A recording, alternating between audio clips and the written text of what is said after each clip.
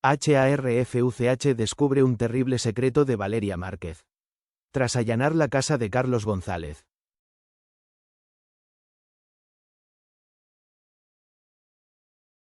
Tras la muerte de Carlos González, Harfuch hace un operativo sorpresa en la vivienda del vocalista del grupo fugitivo.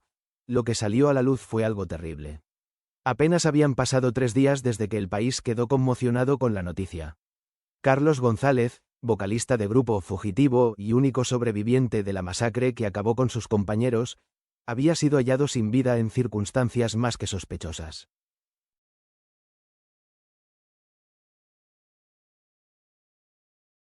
El cuerpo fue encontrado en una finca abandonada con señales que la prensa evitó describir por respeto, pero que las autoridades calificaron como altamente perturbadoras. Lo que nadie imaginaba era que esa muerte no sería el final del caso, sino el principio de una verdad aún más escalofriante. Mientras los medios especulaban sobre una supuesta persecución, ajustes de cuentas y pactos silenciosos, Omar García Harfuch, en calidad de coordinador especial de una célula de inteligencia federal, ordenó un operativo de urgencia. La madrugada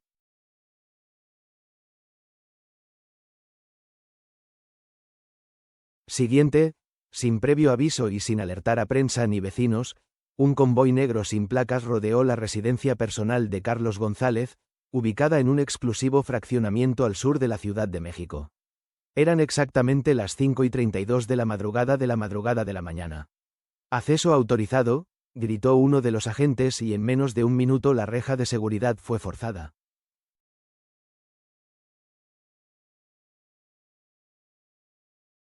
Harfuch estaba presente de pie, observando cada movimiento con un rostro pétreo.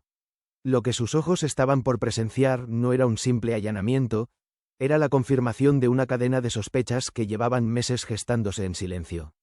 La vivienda a simple vista no decía nada. Fachada blanca, jardín descuidado, una camioneta estacionada y persianas cerradas.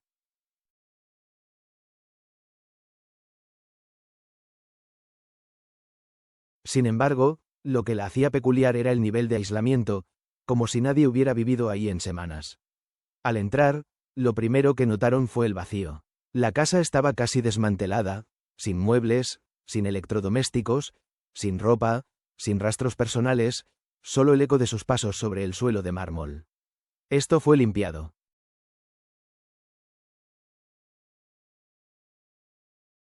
A propósito, dijo Harfuch sin apartar la mirada del salón principal. Pero había algo que los responsables de borrar la evidencia no alcanzaron a eliminar. En el pasillo que llevaba al sótano, uno de los peritos notó una marca irregular en la pared. Era una rejilla de ventilación colocada de forma extraña, casi como un adorno mal instalado.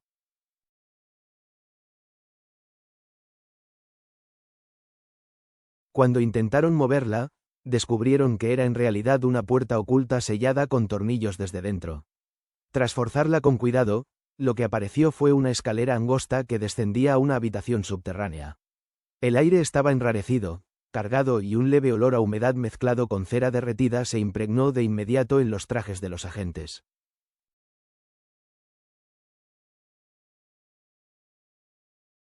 Al bajar, la linterna de uno de ellos iluminó lo que parecía una especie de estudio improvisado con paneles acústicos en las paredes, equipo de grabación apagado y al centro de la habitación un altar completamente inesperado. No era un altar religioso común. Estaba compuesto por veladoras negras, cenizas, restos de papel quemado, imágenes impresas en alta calidad.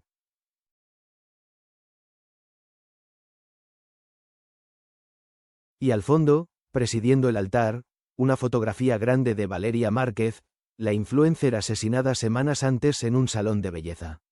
El rostro de Valeria aparecía adornado con símbolos hechos con marcador rojo, círculos, cruces, líneas en espiral.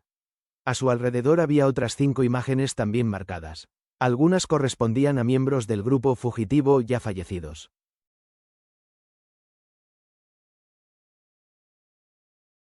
Otras eran rostros aún no identificados por los agentes. Pero lo más desconcertante fue lo que había detrás del altar. Una pizarra con una lista escrita a mano, 8 nombres alineados con fechas y cruces rojas al lado. 6 de esos nombres ya estaban tachados. Carlos González era el sexto. Harfoot guardó silencio. Observó la lista durante largos segundos antes de sacar su móvil y tomar una fotografía sin decir una palabra.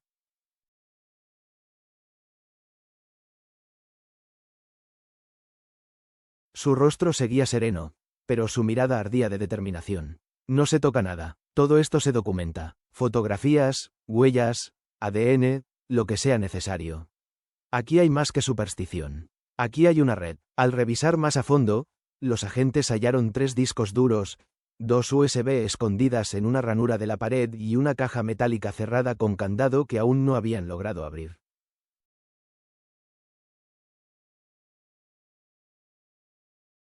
Además, bajo el altar, una libreta negra escrita con una caligrafía desordenada y temblorosa. Fragmentos inconexos, frases como ella descubrió más de lo que debía. El club ya no es seguro. Los están eliminando uno por uno y Valeria fue solo el principio. La evidencia apuntaba a que Carlos vivía en paranoia ocultando algo que claramente lo superaba.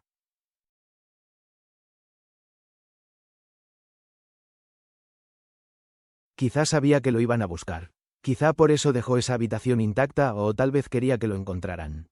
Afuera, los vecinos comenzaban a despertar. Algunos ya grababan con sus móviles al ver los vehículos oficiales y la entrada sellada con cinta amarilla, pero Harfuch no permitió que se filtrara ninguna imagen interna.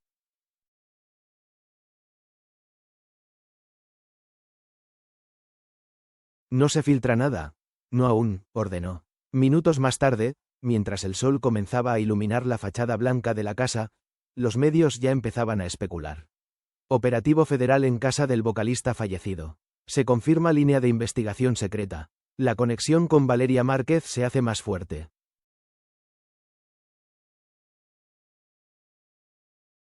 Pero lo que no sabían era que ese operativo acababa de destapar un sótano lleno de sombras y el principio de una lista, _, y mientras las veladoras se apagaban lentamente en el altar oculto, los agentes solo pensaban una cosa. ¿Quién más estaba en esa lista y seguía con vida? La madrugada aún no había terminado cuando Harf recibió la llamada más inquietante del día.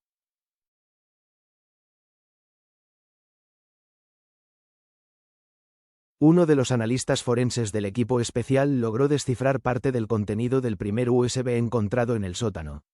Señor, no es solo un altar. Lo que encontramos es parte de un archivo digital, un diario hablado, dijo el agente conteniendo la tensión.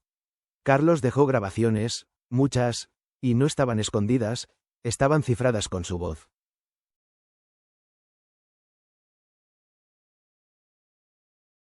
Harf llegó sin perder tiempo a las instalaciones del búnker donde analizaban la evidencia recolectada.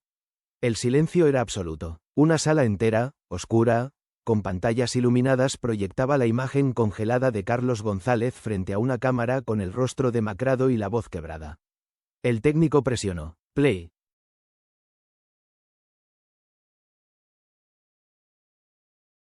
Si estás viendo esto es porque ya estoy muerto. Ya sabían que venían por mí. Me dieron tiempo, pero no suficiente. No estoy loco, no soy un santo, pero lo que te voy a decir no lo puedes ignorar. Esto empezó con Valeria Márquez. El ambiente en la sala se tornó helado. Harfuch entrecerró los ojos.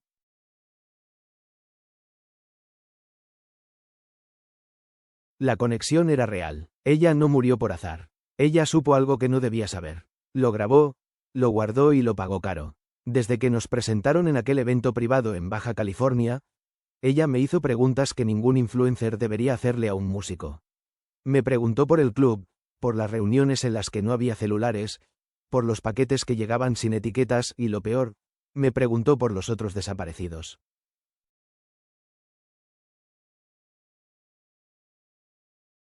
El vídeo se detuvo brevemente y el técnico explicó que eran fragmentos clips desordenados. Pero había algo más. La segunda parte del vídeo contenía nombres codificados alias direcciones. Uno de ellos fue suficiente para encender todas las alertas. Ese nombre, dijo Harfuch, lo escuché durante una operación en 2022.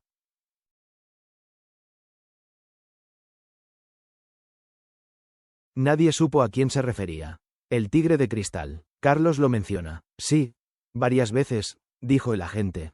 Asegura que es el que realmente mueve las piezas, incluso desde antes de la creación del grupo fugitivo. El siguiente fragmento reveló aún más. El tigre de cristal no canta, No baila, no aparece, pero está en todo. Él decide quién sube y quién desaparece.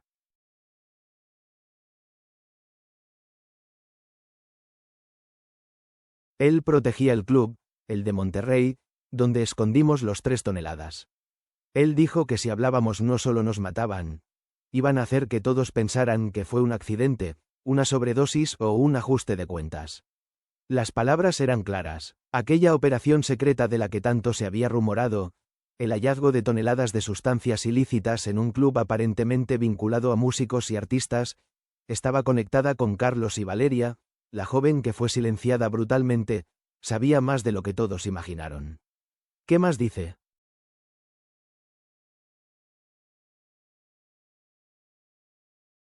Preguntó Harf. El técnico vaciló antes de responder. Dice que la lista que tenía escrita en la pizarra no es una lista de víctimas, es una lista de testigos sellados. En otras palabras, todos ellos sabían algo. Todos murieron después de hablar o de amenazar con hablar. Los nombres eran conocidos en el medio musical y del entretenimiento.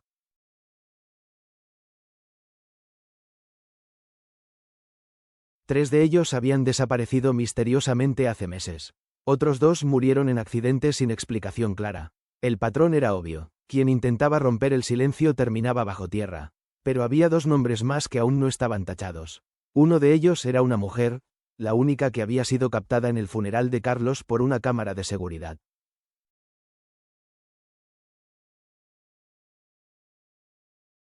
Harfuch pidió congelar el vídeo del funeral. La sombra que apareció junto al féretro y desapareció misteriosamente era ella. El segundo nombre era aún más desconcertante. Un funcionario público local que años atrás había fungido como patrocinador de eventos musicales en el norte del país. Nadie lo relacionaba con nada oscuro.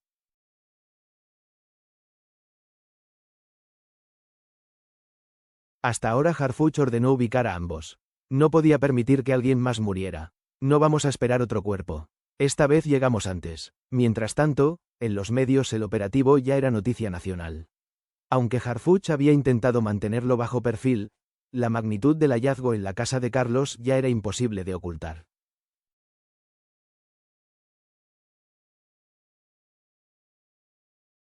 Los noticieros hablaban de rituales, símbolos extraños, posible relación con el crimen organizado y vínculos con la muerte de la influencer Valeria Márquez.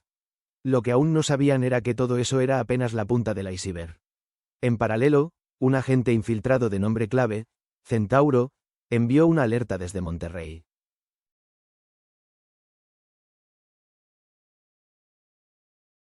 Había detectado movimiento en el club musical clausurado semanas atrás. Alguien volvió a entrar. Están limpiando, quemando documentos, sacando cajas. Harfuch solo tuvo una respuesta. Prepárense, vamos a reventar ese lugar hoy. Pero antes, necesitaban abrir la caja metálica encontrada en el sótano. El candado no cedía con ninguna herramienta.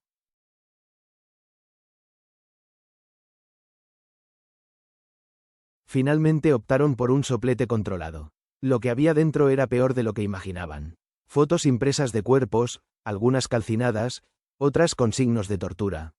Cada imagen tenía un número y en la tapa interior de la caja, escrita con marcador, una sola frase. Esto no es música, es un sacrificio. El silencio fue absoluto.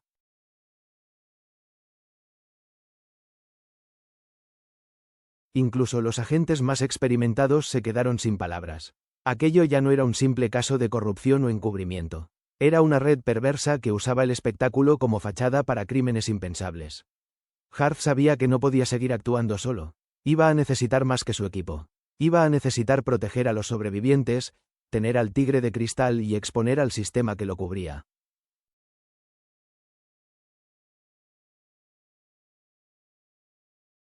Pero el reloj avanzaba y mientras tanto, la única mujer que quedaba en esa lista seguía desaparecida. O quizás ya estaba siendo perseguida también. La noche cayó como un velo sobre la ciudad de Monterrey. En los alrededores del antiguo club musical, el mismo donde meses antes se había decomisado más de 3 toneladas de sustancia ilícita, la tensión era casi irrespirable.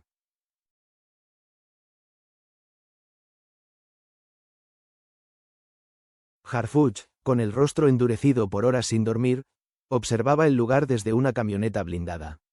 Tenía un presentimiento oscuro. Algo le decía que si no actuaban en ese preciso instante, la última prueba desaparecería para siempre. Vamos, ordenó por radio. Fase 3, que nadie entre ni salga. En cuestión de segundos, una docena de elementos armados ingresaron al edificio.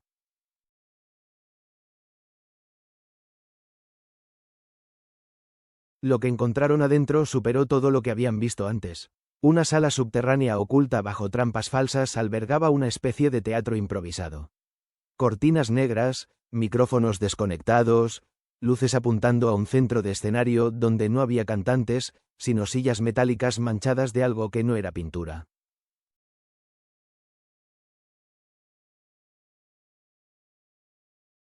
A un costado, cámaras de grabación antiguas cubiertas con fundas rojas. En la pared, una frase pintada a mano con letras goteantes. El show de los que nunca hablaron. Harv recorrió el lugar en silencio, tomó una cámara, la encendió. Lo que vio era imposible de borrar de su mente.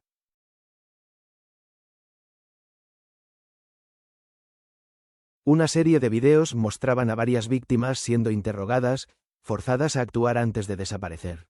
No era solo una red de distribución ilegal, era una maquinaria de coerción, un sistema de control y castigo. Pero justo cuando parecía que no podía haber más sorpresas, uno de los agentes encontró un compartimento oculto tras una falsa pared.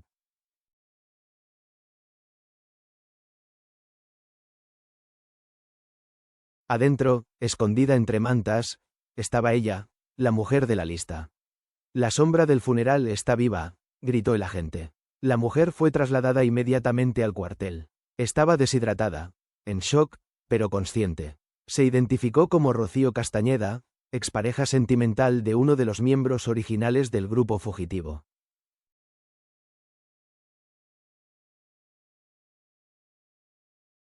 Según su testimonio, ella había sido testigo de una entrega clandestina dentro del club y desde ese día su vida cambió para siempre. Carlos me protegió. Sabía que me estaban buscando, por eso me ocultó, pero ya era tarde. Lo encontraron antes. Rocío rompió en llanto al recordar la última llamada que recibió de Carlos. Me dijo, y algo me pasa.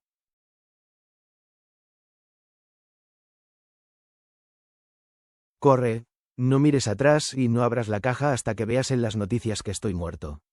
La caja que Carlos le dejó nunca fue abierta. Harfuch ordenó que se inspeccionara de inmediato. Adentro había un cuaderno de tapas negras con dibujos, notas, fechas y nombres de funcionarios, policías y artistas, todos con conexiones directas a desapariciones o muertes encubiertas.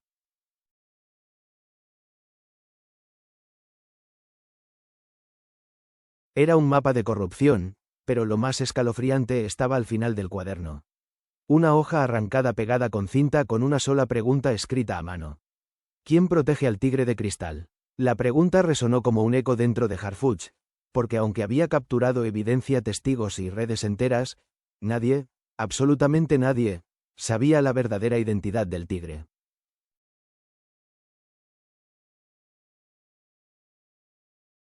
Pero Rocío, aún temblando, tenía algo más que decir. Yo lo vi una vez. Entró a una fiesta privada. No usaba máscara como los demás. Se sentó frente a Carlos, le dijo, esto no es arte, es obediencia. Después se fue. Tenía un anillo, uno que yo solo había visto antes. En su voz se quebró en un senador.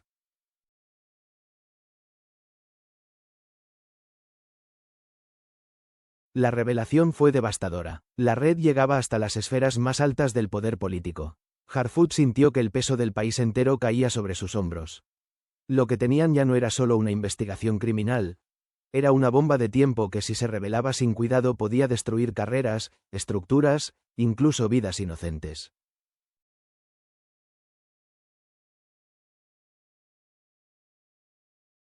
Prepárense para exponer esto, dijo mirando a su equipo. Pero también prepárense para lo que viene. Después, esa misma noche, en cadena nacional, Harfuch ofreció una conferencia. Sin dar nombres, confirmó la existencia de una red criminal que utilizaba la industria musical como fachada, vinculada con muertes como la de Valeria Márquez y Carlos González.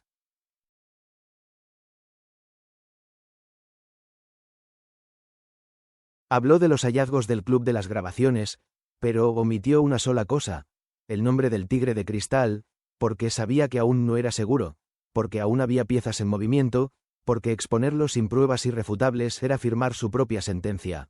Mientras tanto, Rocío fue enviada a un lugar seguro. Su identidad fue protegida y Harfuch preparó un operativo de nivel federal para lo que vendría después, la caza del verdadero responsable.